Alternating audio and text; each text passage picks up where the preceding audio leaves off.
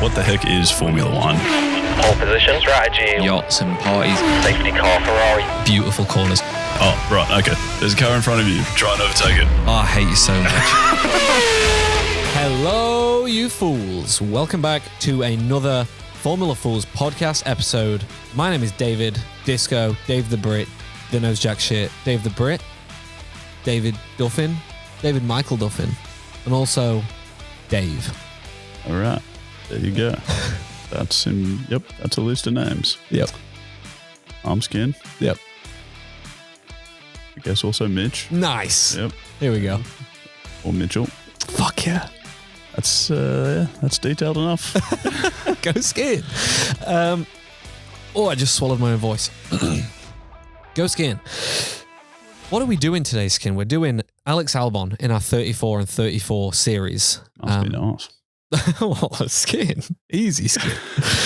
The 34 and 34 series, for anyone that doesn't know, anyone that is here just because you're a massive Alex Albon fan or a massive Williams fan and you just saw the title and thought, this is an episode I need to jump on board.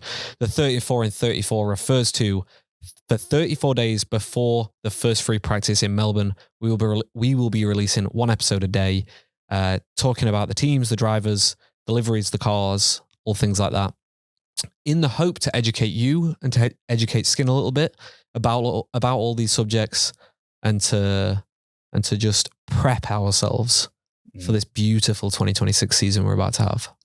Oh, yeah. And listen, based on the cars on track and the livery launches so far, I'm going to go out there and say best season in the last 15 years. Okay. Yeah. Cool. Yeah. I'm excited. Yeah, same. I'm excited to see what the hell happens with these cars and what team is fast and like if we're going to get a random shake up and suddenly, I mean, maybe, who knows? Maybe Williams are going to be quick. Skin, stop. I just want to see something different. Show me a shuffle around. Show me Audi and Cadillac dominate. Sure. Hulk wins 16 of the 24 races. Sure. Bottas wins the rest. I'd watch that. Yeah. I mean, I'll watch it regardless. Yeah, kind of have to. We've got a podcast with this game. But yeah, we just don't know. Even Lewis said, I think I saw the quote this morning, maybe actually saying that he's excited to see the rate of development because he feels like at this point it's very base. And he's been through quite a few eras as well now of cars. So he's like, yeah, this feels quite like raw and untamed and like there's going to be fast progression throughout this first season. So either that says that the Ferrari car is really shit, or it says that the whole regulations are just quite raw and exactly what we need. So right. I'm excited. But before we get to any on-track action, let's talk about Alex Albon. He is Alexander Albon. Nice. Don't have a middle name. No middle name. Well, listen, I'm just going to go with none of these drivers that I have not written a middle name for. They just don't have a middle name. None of the drivers have middle names. No. In fact, Alex does, because I don't want him to just be AA because that sucks. And we said that with Kimmy. So Alex's middle name is David. Yep. Well done, Alex. I don't think Alex chose that. I think it was me. Yeah. Okay. Yeah. Alexander Albon is from Thailand. He's the only Thai driver that we've got on the grid. I know you're thinking he's got a British accent. He chose to race under the Thai flag because of all of his mum's side of the family. He did grow up in England, went to English schools, and was obviously lives in England now. Was he born in England? Yep. Born in England. Pretty sure. Okay. Yeah. But yeah, he races under the Thai flag for sponsorship reasons, for family reasons, and heritage. It's where he's from. It's where his mum was from. And so, he wants to be loyal to his heritage. Interesting. Yeah. Not to be too controversial, I don't know if I understand that. What does it mean how do you just choose to race under a flag of a country you weren't born in? Well, because he could have dual citizenship with his mum. Right. Like if I have a child in Australia, once I've become an Australian citizen, I will be a dual citizen. So I'll have an English and an Australian passport. But my child will be Australian by birth, but then can choose to also go and have a British passport. Yeah, okay. So he can be a dual citizen. So then when you register for your racing license, or like when you go play cricket or whatever, when you register for your, you pay for your registration, you put whichever passport Okay. You want to put on. Yeah, so I realised as you were explaining that cricketers do that all the time. Like Kevin Peterson, exactly. South African Marnus. Yeah. Isn't Marnus South African? Yes. Or his family? Yeah, he was born in South Africa. Oh, there you go. Plays for Australia. So Yeah. Yep, that makes sense. Go skiing. So he does that. He's very close. He loves his Thai heritage. Obviously is no Thai. There's no race in Thailand on the grid, so he calls his home race Singapore because it's the closest one. Okay. So and the Singapore fans fucking get around him. Oh Really? my god, yeah. Williams do they do them activations outside of the track, like in the closest city. Like when they do the Melbourne race, they do one in the Melbourne cities. We've never actually been to it. Okay. We've been to the F1 2 years in a row. I've never been to that experience because it's usually on the Wednesday that they do, like, the drivers will come out and it's open the whole week, but they'll do like a big event on the Wednesday, I think. Holy. And we've obviously never been down that early. No, that is early doors. Yeah. The Wednesday. Yeah. So, hey, listen, Williams, Alex, Carlos, babies, James, get us down there. Listen, we will take free flights and accommodation. Or take that? if you just invite us and give us a 0.1% chance of meeting Alex and Carlos, which pretty much everyone does that goes to the event. All right. Because it's like stand on a stage a meter away from them. Then we will be there. So basically we're going to be there. Yeah. Yes. I can't promise that. Crazy to think about. We're happy to come if you invite. So whenever they always do one of them in Singapore for Alex's home Grand Prix, and they just go nuts every time they show the video of that. It's just Alex gets stage fright. He's quite nervous in front of big crowds and stuff, which is crazy. He's an F1 driver, but he's still like, he'll stand back and just be like, you see videos of him every year, and he's like, "Fuck, this is amazing." Yeah, right. Like, they really get around him. Okay. Shout out to any of our Asian fans, but Singaporean fans. Huge F1 fans. I'd love to go. Anyone that hey, Singapore. Actually does look like a sick race to watch. I think I've said this all along. It's top 3 bucket list races for me. Yeah. Spa's number 1, probably Singapore second. And then I would say Abu Dhabi just because it's the closer. Just to watch a closer. But then Brazil, China. Australia was on the list. I've ticked that one off. Yeah. Do you know what? I'd fucking love to watch all of them. Yeah, it'd be nice. Yeah. We should probably do that one year. Amex. Okay. Yep. Emirates. Yep. Elon. No, let's not talk about him. Let's not bring him up. Why am I going on this fucking tangent? I'm just trying to get sponsorships. So date of birth. You're going to love this one, Skin. I love this one. The 23rd of the 3rd, 1996. That's right. Alex Albon is almost exactly 2 months younger than me. Okay. I'm the 24th of Jan. Okay. Fuck yeah. Cool. Yeah. Why would I love that? Well, because he's not born in 2006. Oh, right. Like he's an appropriate age. Sorry, I thought it was going to be like something exciting, like he's got the same birthday as me or something. No, and then it was just like he's almost 2 months. What's happening? Well, no, he's a 90s baby. Right, sure. So I put the emphasis on 19. Gotcha, yeah. Well done, Alex. Yeah, well done, Alex. Another adult. Look at so him. Alex is also turning 30 this year. Alex, hey, listen, I've been 30 for a week. Not even a week yet. It's fine. My back is fine so far. So it's all good. Alex's debut year in F1 was in 2019. He started racing with Toro Rosso. He was part of the Red Bull Junior program. Got promoted up to Red Bull main team. Yep. Not a lot of people remember that. He had some collisions with Lewis Hamilton, and it was Lewis's fault. Really? Oh, yeah. I think it was 2020. May have been late 2019 in Austria, going into turn 4 or 5. Alex was going around the outside, left Lewis probably 3 car widths on the inside, and Lewis just thought, yeah, you know what? I'll hit you. And he fucking hit him. So, Fuck you, Lewis. Shock. Okay, wait, so debuted, what year did he debut? 2019. In Toro Rosso? Yeah. When did he move to the main team? I can't remember if it was one of them classic mid-season swaps or if it was he went at the beginning of 2020. No, he took over from Pierre Gasly. Didn't he? Yeah, so maybe it was 2020. I really can't remember, but they that era, they fucked a lot of drivers right before Checo went in 2021. Yeah. So yeah, it would have been around 2019, 2020. Okay. Would you say Albon was one of the drivers that got fucked over in amongst all of that? Oh, yeah. So, yeah, talk me through what happened. So Checo came in in place of Albon in 2021.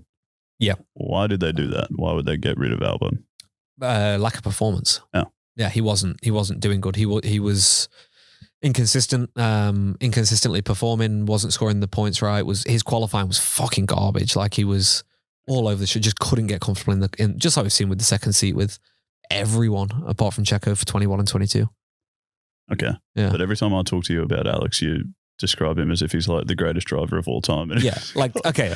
he's a wonderful driver. Yeah. Let's be honest. Alex is a great driver, just like everyone that gets to F1, but Alex is certainly not anything.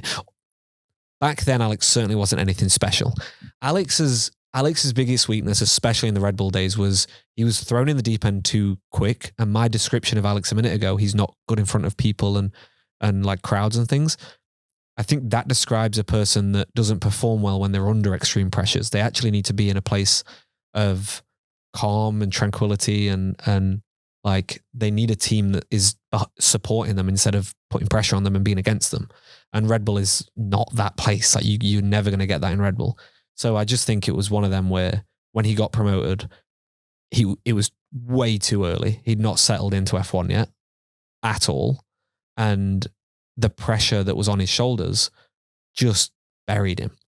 And there's been some dramas there's been some controversies and some off-track things with his mum in his junior career, which I don't want to talk about because Alex doesn't like talking about it and it stays out of the media, but the media decided to, in Netflix's Drive to Survive, there's the media guy at Red Bull goes to these journalists and says, hey, Alex's mum, not on the table. You do not talk about her. First question was about his mum. And the media just pummeled him about all this shit about his mum. And it's just like, it just added pressure to him and added stress to him. And that made him not perform in the car. But I think since, he had like a year, maybe even 2 out before coming back to Williams. And that did his confidence so much. Like he came back to Williams.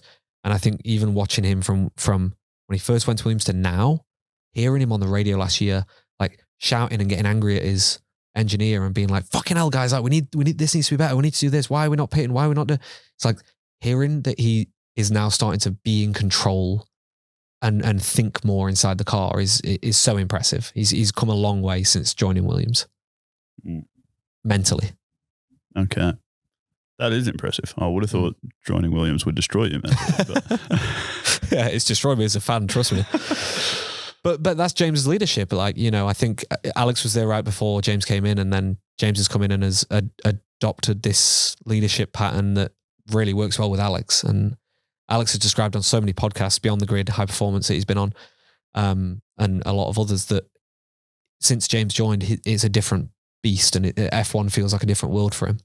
And it's all thanks to that management structure changing. So, yeah. Okay. I froth it. We've still not got through his stats. Race starts 128. Race wins 0, unfortunately. Come on.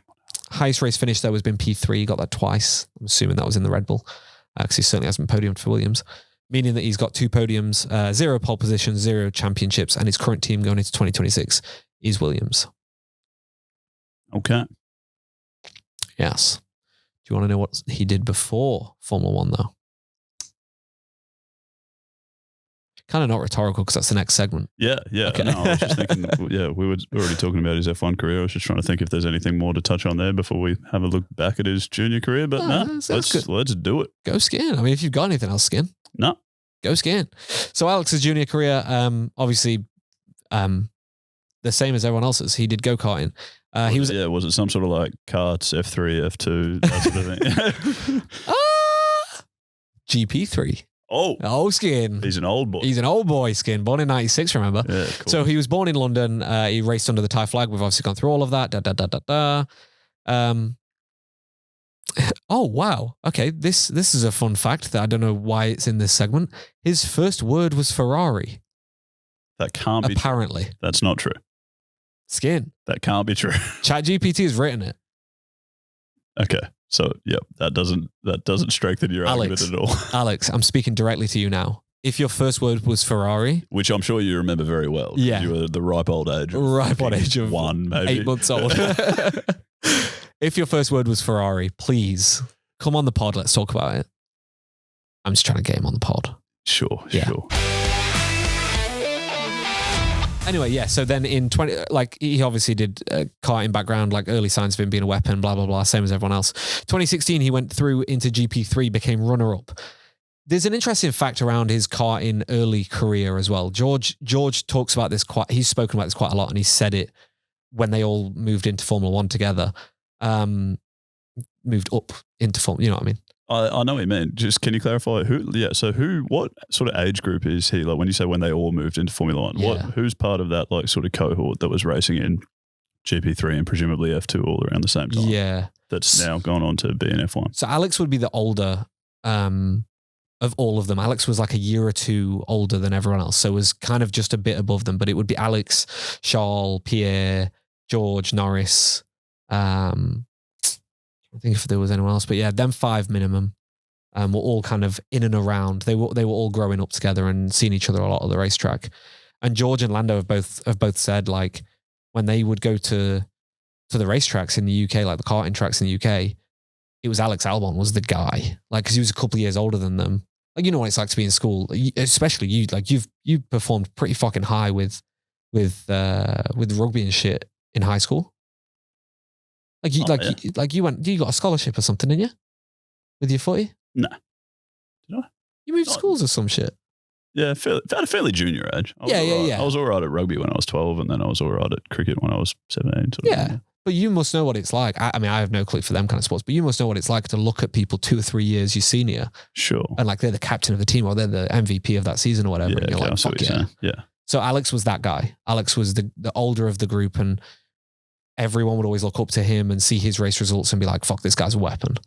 And you know, they all became friends and had a laugh and everything, but they were all trying to talk to Alex to get his knowledge of the track and the conditions and how to race and pick his brain kind of thing. Because he'd raced in this, he either was racing in the same karts or was a category or 2 above them. So, you know, could give them a lot of good feedback. And so that kind of shows Alex's skill in a car is that the likes of George, Lando, Charles, like, you know, these other drivers we look at and go, they're weapons. They all were looking up to Alex when they were kids. Yeah, GP3 runner-up in 2016, narrowly beaten to the title by Charles Leclerc. And then 2018 Formula 2 in the title fight all the way down to the wire with George Russell. Obviously, George Russell won that one. But two runners-up or, you know, 2 championship fights, GP3, then Formula 2, within a 2-year period. It obviously shows greatness. Like it obviously shows when you're going up against all these big names that we're talking about as well. Like these are all people that made it to F1. That was a very big cohort of drivers that were promoted. Like I named just 5 drivers, and up until this year, there was only 20 seats on the grid, and all of them 5 were promoted into F1 within 2 seasons of each other. So it's very impressive to come runner up against the likes of Charles and George. Would have been better if you beat them. However, politics? No, not politics. They were weapons. They, like George and Charles, like we've already spoken about them. They were absolute weapons. But yeah, Alex was right there fighting with them. And then yeah, he obviously joined Formula One in 2019, and yeah, got promoted through the ranks very quickly into Red Bull before being dropped and out of the sport, which was a very low time in Alex's career. I think he must have had moments there where he thought his F1 career was over. Yeah. Did he have a full year off between Red Bull and Williams, or did he sign straight to Williams? No, minimum of a full year off. It may have even been 2, but I can't remember when he signed for Williams, but I want to say it was only 1. Okay. Do you have any idea what he got up to in that break? Did he go race elsewhere? He must have done. He must have gone and done some GT racing or some sports car racing or something, but not that. I'll be honest, around that time was when I was moving to Australia, so the only focus for me was Formula One, so I wasn't really watching any other forms of motorsport because my brain was melted, so I don't really know what he went and did in that gap year, but I know he was still doing stuff with Red Bull. So he was still a Red Bull reserve driver, just like Yuki last year has now been dropped down, but he's still Red Bull reserve. Okay. I imagine he'll probably leave the program at the end of this year and then go and try and sign for someone else. Right. Okay. What was that face for? No, just a bold prediction?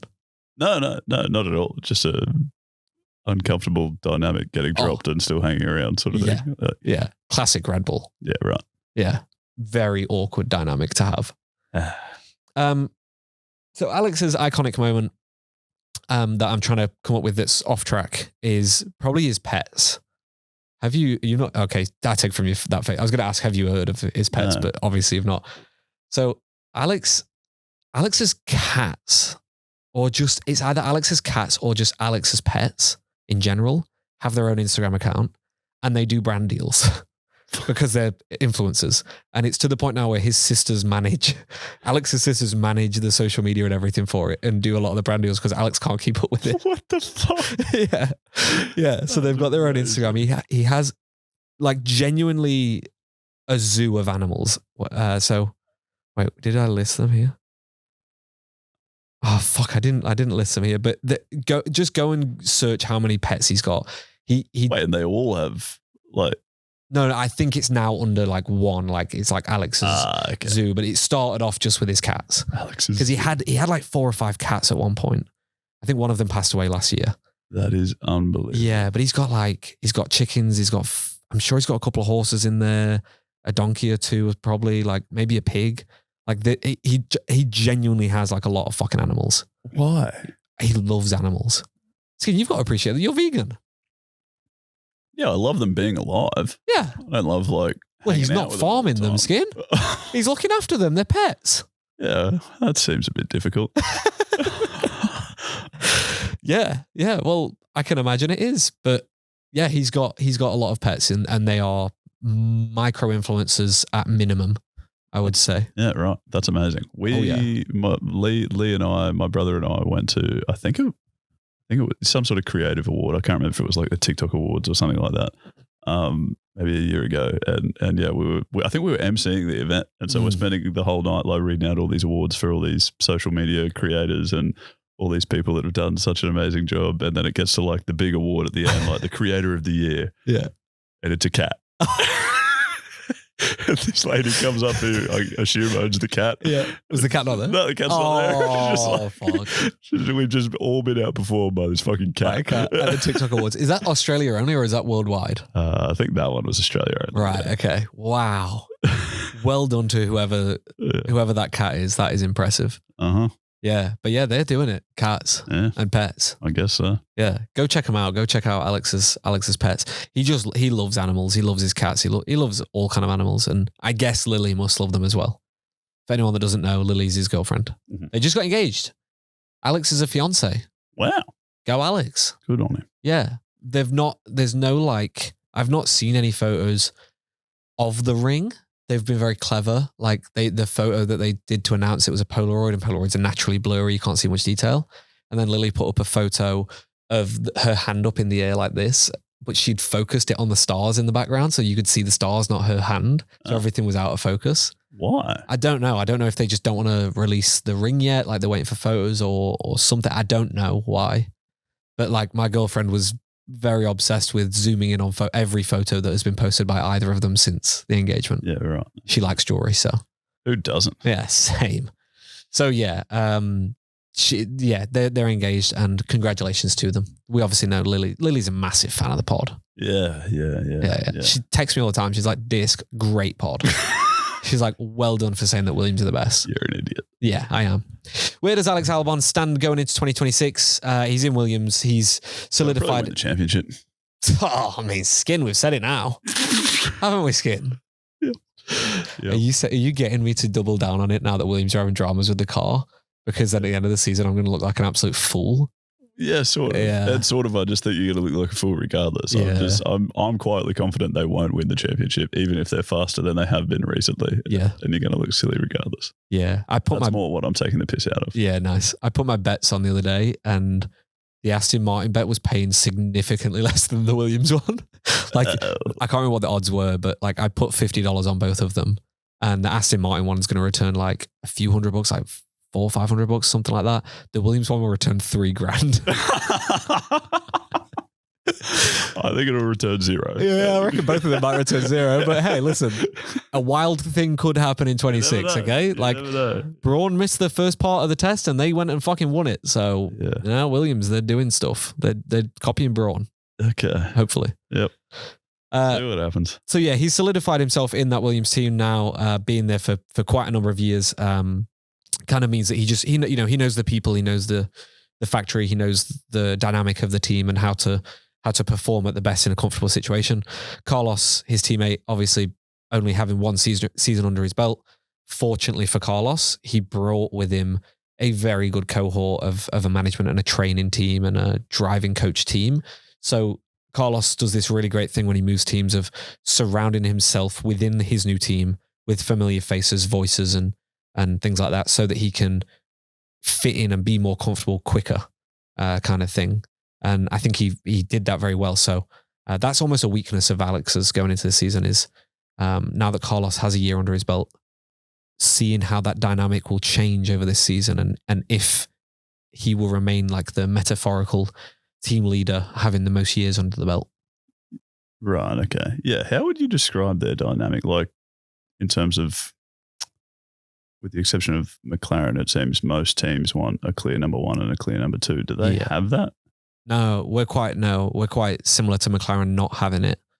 And James has spoken about this quite publicly. Like, there's no need to have a clear number one and number two until you're at the point where you need a number one and number two. Like until you're fighting for a championship. Okay. And even at that point, I think he's spoken about. There's a document on how Williams go racing, and it is literally just for the drivers and the engineers and anyone that's on the performance side of the team to study and know. And it's a few pages that just lists how they engage. It's just like papaya rules, but Williams version. It openly talks about the fact that they're equal and that they get the same treatment no matter what, and they're expected to perform with the purpose of the team, but also themselves, and they need to have the space to be able to do both. And listening to both Alex and Carlos interviewing throughout last season when they were asked about each other, because it was the first time they've kind of raced together in Formula One in the same team, both of them couldn't give more compliments to the other, with saying that like the relationship is, they're obviously friends outside of the sport as well, but the moment the helmets are on, it's competitive and they're racing and they're hard against each other. Oh, easy skin. Then the moment that the helmets are off, it's they're sitting in the briefings and tech chats and things like that. Tech chats, real common. Yeah, it's got a word. I just can't remember what it is. Yeah, they would sit in all these meetings and they would just the focus is on better in the car, better in the team. It's not an individual focus. They're happy to work together and share secrets. It's awfully mature of them. Carlos says it's the first time in his career he's ever been this open with another driver, with a teammate. Oh, right. Yeah. So yeah, well done. Yeah. But yeah, that's kind of everything we need to talk about today with Alex Albon, or Alexander Albon. Alexander David Albon, obviously is his official name. If you're enjoying this series, please follow along. Please drop us a comment below with what your favorite episode is, what you think about Alex, and how many points you think he's going to finish ahead of everyone else apart from Carlos Sainz in the championship, because obviously they're going to finish championship equal on points, 2 world champions this year. Mate, if you can find a market for that, put $1 on it. That'll be paying $78 million. Alex and Carlos finished tied for first. Holy shit, that would be amazing. But yeah, please drop a comment below. Please follow us on all forms of social media. You can just search Formula Fools to get us anywhere. If you are enjoying this, a little bit of homework maybe for this one, go and just tell a friend. Like next time you sit and have dinner with someone, whether it be a friend or a loved one or a family member, they're the same thing. Just say to them, hey, did you listen to the Alex Albon episode today from Formula Fools? And you know what? And they say no. You pick that plate of spaghetti up and you launch it at them. Not the plate, but the spaghetti that's on the plate. Launch the spaghetti at them. And if you're not eating spaghetti, make sure after this episode, when your wife or your mom or your friend says, hey, what do you want to eat tonight? You say, spaghetti.